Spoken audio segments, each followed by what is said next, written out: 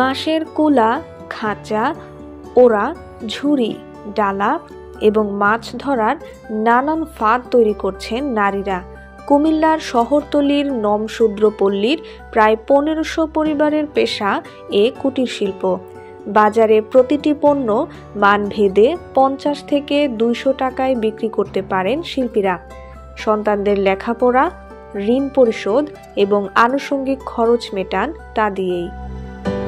সমতল থেকে পাহাড়ের চূড়া, চোখে পড়বে সারি সারি বাঁশ বাগান।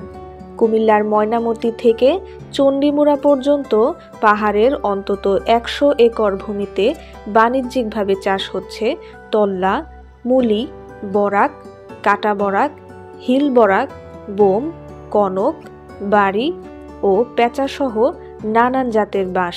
তবে সবথেকে বেশি বাঁশঝাড় চোখে পড়ে এখানকার মধ্যম বিজয়পুর, ধনমুড়া, বড় ধর্মপুর, রাজারখলা, ভাঙ্গামুড়া, জামমুড়া, বৈষ্ণবমুড়া, লালমতি, গন্ধমতি ও সালমানপুরে।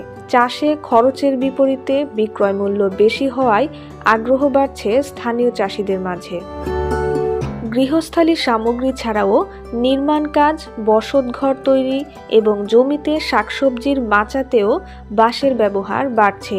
স্থানীয় চাষিরা জানান, সরকারি সহায়তা পেলে বাঁশ চাষ বাড়ার পাশাপাশি বাড়বে রাজস্ব আয়ও।